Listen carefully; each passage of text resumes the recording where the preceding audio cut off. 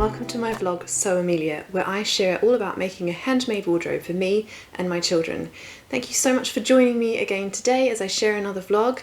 It's so exciting to have over 500 of you subscribed now and watching my channel each week.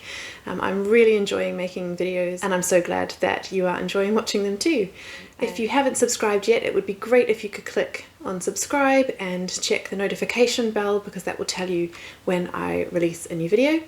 And if you would like to, or if you enjoyed this video, please do hit the thumbs up as that helps YouTube to share my video with others who might like it. Thank you so much for watching today and I hope that you enjoy today's video.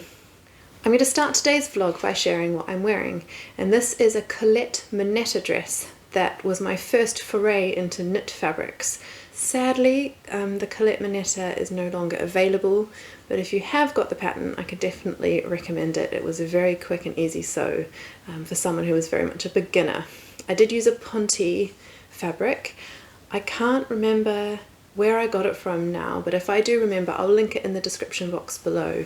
So I'll share a picture of me wearing the full dress so that you can see what it looks like. It's a lovely fitted bodice and then an A-line skirt, which really suits my shape.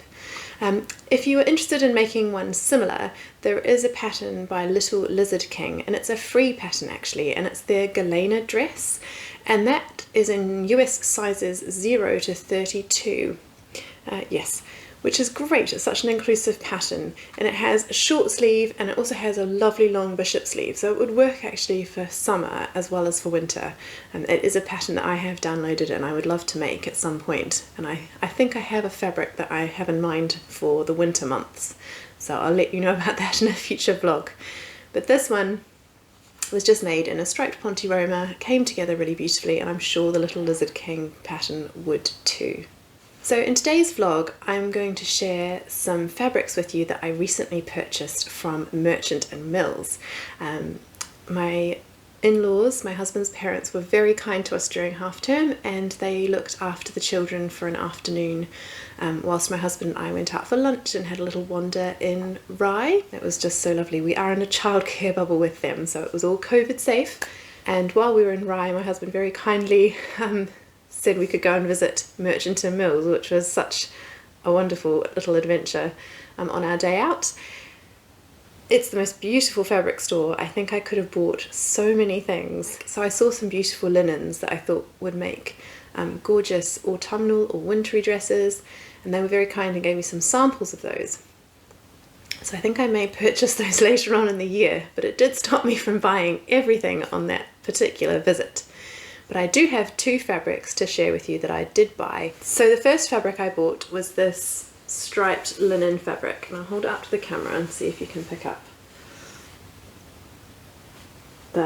It's a lovely sort of beige colour linen with this pink stripe, and I just thought that was really lovely. So I got 2.5 meters of that one. I couldn't find it on their website, but I have linked a similar striped linen below in the description box if you want to go and have a look. But really and truly, you could browse the Merchant and Mills website all day long. There's so many beautiful different linens on there. But this one just caught my eye because I've wanted to work with a striped linen for a while, and the dress I had in mind I thought would be quite interesting working with these stripes. So the pattern that I have in mind for this fabric is the new pattern by Homer and Howells, and that is the Ingrid dress. So I'll try and share a picture here of what it looks like, one of their promotional photographs, because it's just such a gorgeous shape and I think will be lovely for summer. And then here are the line drawings. So you can see we've got a view A, which is a midi skirt length, a view B, which is a mini skirt length, and view C is just at the top. I think what I will probably make is somewhere in between view A and view B. I don't want a mini length, but I do prefer something that's more knee length rather than a midi length, especially in this. I think it's quite an oversized fit of dress. I think it looks so lovely, and I think it would look great with like a denim jacket over the top, or my leather jacket, just going out on a summer's evening for a meal, hopefully. But I don't want it to be too voluminous, and I just think a really long skirt with my shape, I think it will just drown me a little bit. So I will probably go somewhere between view A and view B. Now this is a lovely inclusive sized pattern, especially because the finished measurements are quite voluminous. So actually I think even if you don't fit into the body measurements for the sizes, if you look at the finished measurements, you may find that there is quite a lot of ease in there. So that's really good. It starts off at a UK size 6, which is a bust of 31 1/8 inch, a waist of 25 1/4 inches, and a hip of 34 1/4 inches. And it goes up to a size 24, which is a bust of 48 7/8 inches, a waist of 42 7/8 inches, and a full hip of 52 inches. But like I said, the finished measurements are quite generous. I fall, as I often do, between a couple of sizes. I fall between the 10 and the 12.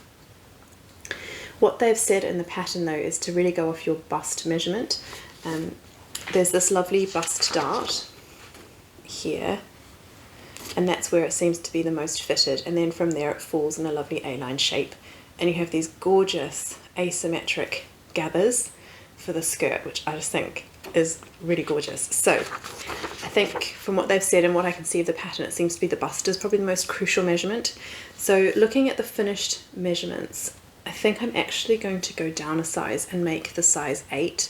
That will still give me a couple of inches of ease across the bust, and then there's plenty of ease in the waist and the hips in that one. The fabrics that they recommend for this pattern are cotton lawn, poplin, linen, chambray, taffeta, fine cords, or any mid-weight structured fabric. So I think the linen will work really well, and I'm looking forward to playing with the stripes with this one. And I also think it'll be a pattern that perhaps I can extend the sleeves on and turn into a wintry dress with a really nice needle cord. So again, I think it will be quite a good pattern to take into the winter months as well. So the second fabric I bought on my Merchant and Mills trip. I could have bought in so many different colorways. It's such a lovely fabric, and it's this, it's a Japanese fabric. It's called Totori Cross, and I bought it in this jam color it's called. I'll hold it up to the camera, but I'm not sure if you'll be able to see it very well. If it's not clear, I'll pop a photo up here, but it's almost like a crinkly texture to it, and I think it will hold its shape really nicely and make a gorgeous blouse is my plan for this one. I just loved that jam colour, and I thought it will look quite nice in the summer with a nice lighter skirt, and then hopefully I'll be able to wear it into the autumn and the winter with perhaps a cardigan over the top. But I just could not resist that fabric. They had it in so many different colours, and I could have bought more. I did get some samples of the other colours just in case I want to make some more with this fabric, but it is just such a lovely feeling fabric, and I love the texture of it with this crinkle finish. I'm sure there's a proper sewing term for that, and I'm not sure what it is, so apologies. So what I'm going to make with this fabric is the Vikisews Deborah blouse, and I'll pop a picture up here. It is a gorgeous blouse, and it is made for woven fabrics, and particularly fabrics which hold their shape really nicely, like cottons, linens, and I think this cotton will be beautiful because it does hold its shape, and you can see those beautiful sleeves and the darts in the bodice, and that's a shape that particularly suits me because of the darts and the shaping over the waist.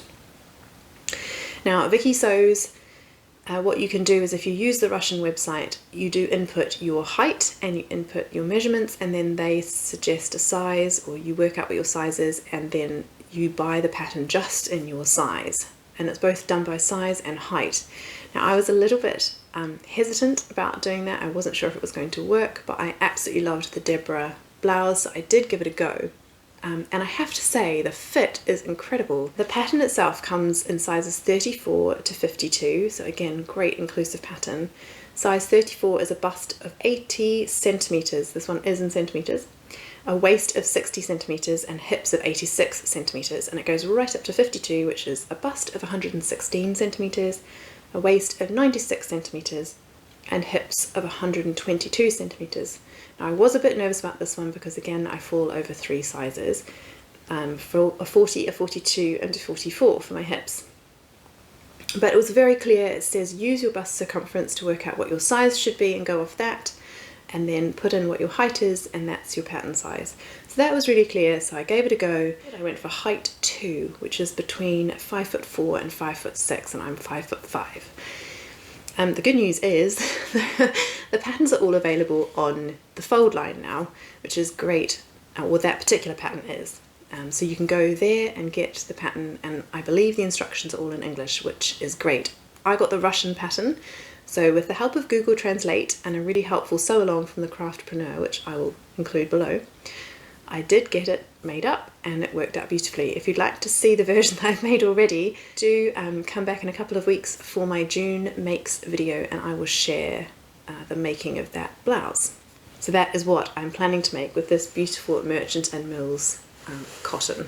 I just can't wait. It's so soft and beautiful, and I think it will make a luscious blouse for the summer. So there's one more dress that I would like to make in July, and I would like to make the Orchidee dress again. I so enjoyed making this pattern, and I would really like to try it again in a different fabric. If you haven't seen my first version, do go and look at my May makes, and the gingham dress in that video is the Orchidee. So this is the pattern here. So you can see it comes as a dress, and that is a midi length dress or a blouse, and it's a fully lined bodice and skirt with these bridle buttons down the front and with gentle gathers across the shoulders and the waist, and then an A-line, beautiful A-line skirt with quite soft gathering here. There's not a lot of gathers, but it is quite softly gathered into the waistband there, and that's a lovely fitted waistband. And then these sleeves have got a lovely puff into them, and they finish with elastic. So this was such an enjoyable pattern to sew up, and I really wanted to make another version. And then my Sew Hayley Jane box arrived this month, and in it was this beautiful double gauze fabric. Now I had been wanting to try a double gauze for the Orchidee dress, and I was looking online and trying to select one, but I couldn't quite find one that I loved, and then this one arrived. So it's just a white double gauze with this lovely vine print with these blue and yellow leaves and flowers on it, and I thought that would make a really nice Orchidee dress for the summer. Now because it's gently gathered across that waistband, I think it will be okay in terms of working with the double gauze, because I know it's slightly heavier even though it feels quite light to wear, and again the gathering over the shoulder is also quite gentle. The Orchidee dress is in a paper pattern, and I believe there's also a PDF for the larger size band, but the paper pattern that I've got is for sizes 34 to 46, and 34 is a 31.5 inch bust, a 23.5 inch waist, and hips of 33 3/4 inches, and the 46 is a bust of 41 inches, a waist of 33 inches, and a hip of 43 1/4 inches. So I fall again between the size 40 and the size 42 for my bust and waist. So what I did with my first Orchidee dress was I made the bodice in a size 40, and then I graded to the size 42 at the waist, and then I made the size 42 skirt, and it worked perfectly. So I think because I've tried the pattern once, I feel a bit more confident giving it another go. I will not be lining it in the double gauze. I think that would just be too much to work with in terms of the gathering. So I will be lining it in just a plain white cotton that I have in my stash. One thing I have done this time is, instead of sewing these buttons on with elastic loops, last time what I did was I hand stitched button loops, and I just hand stitched button loops on, which was lovely, and I really liked the finish, but it was quite time consuming. Now I didn't want to fiddle around with elastic because I just felt that wouldn't look neat enough as a finish. So what I've tried this time is I have bought some of this bridal tape. Let's see if I can hold it up to the camera. So it has already got elasticated loops on it, and then I can just sew it onto there's a little piece of fabric you sew this to, and then you sew that inside one of the sides of the bodice. So I just thought this would be slightly easier and quicker, but also I think the finish that gives will be really neat. So that's the only alteration to that pattern that I am making this time.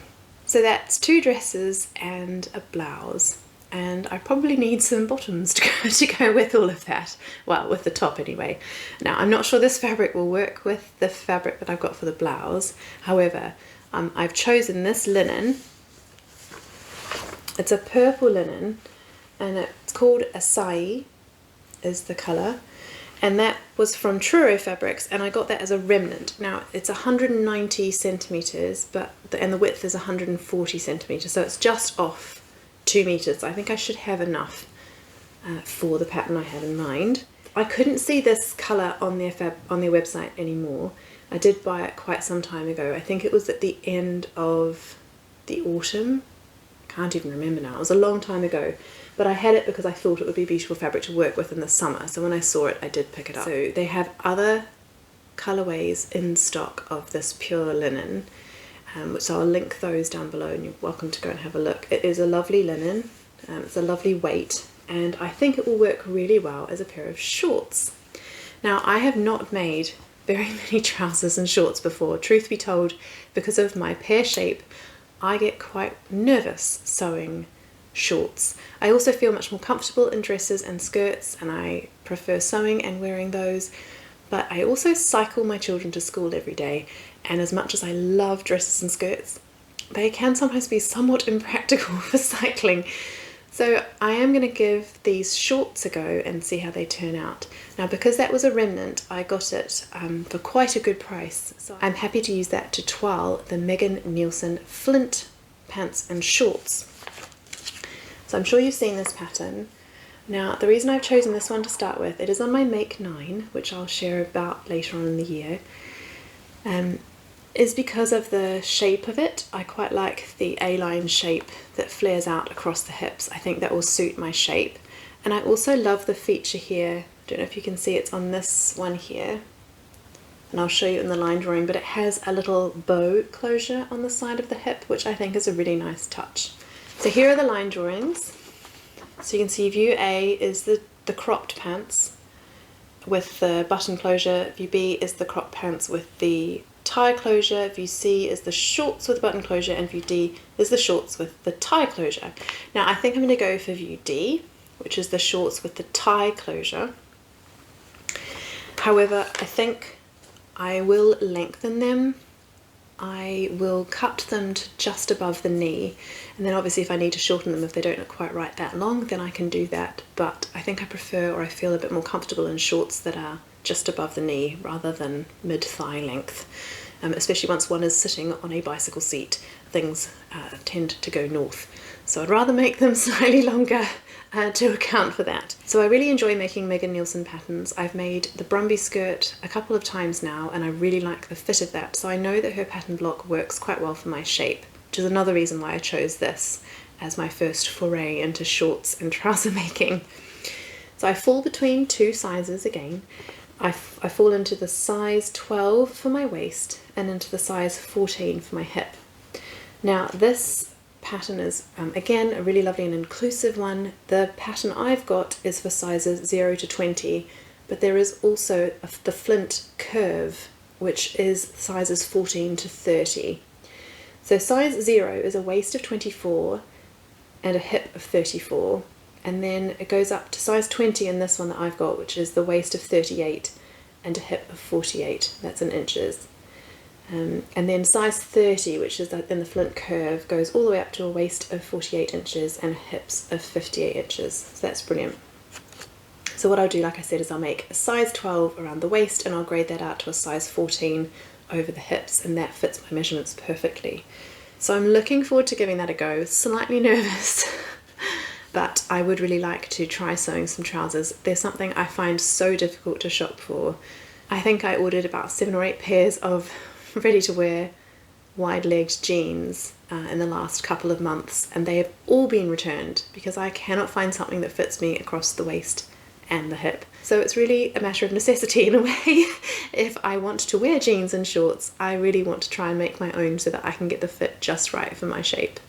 The last plan I have for July is a dress for my daughter. Now, when I went to IKEA recently, I was perusing the children's bed linen section, and I found a really cute duvet cover and sheet combination, and that was this one here. So this is the duvet cover, and I just think that's so bright and cheery for summer.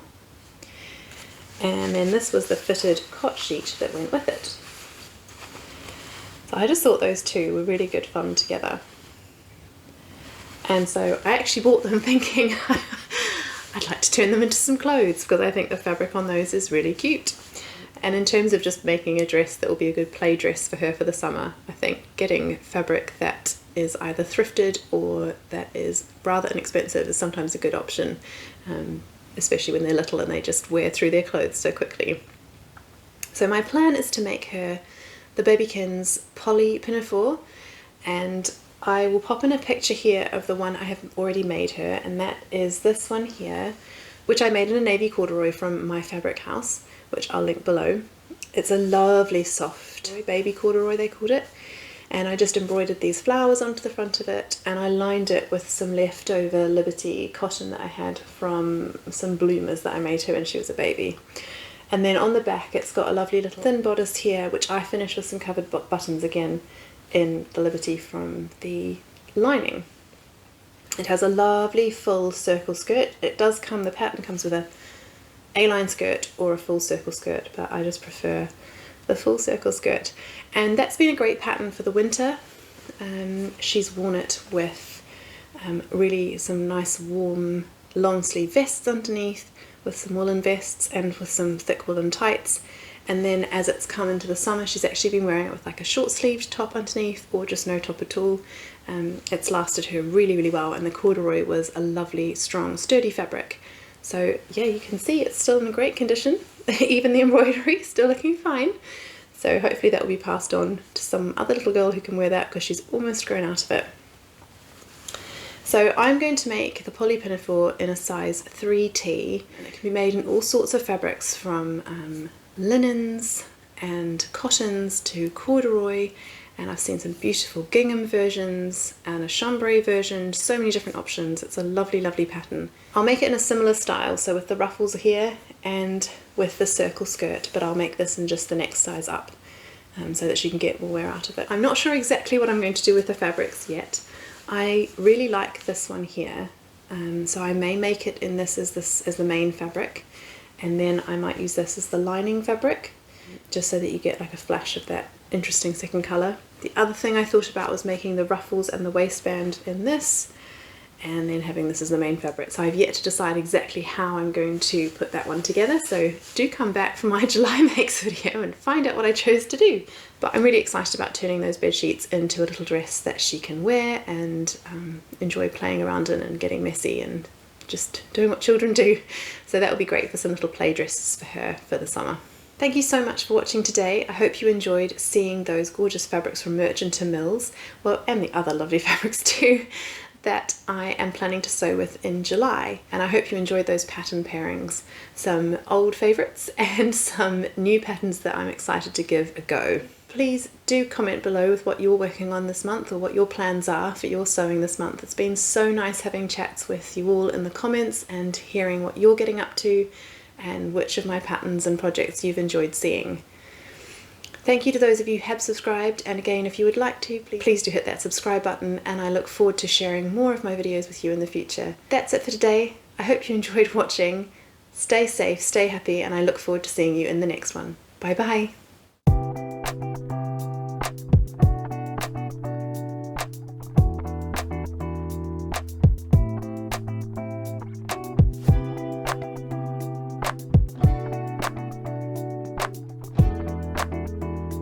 It's actually a Ponte. So I have one more dress that I would like to get made in July, which I made in a navy corduroy from Stoff and Still. I think it was Stoff and Still, or was it? Which I made in a navy corduroy from my fabric house.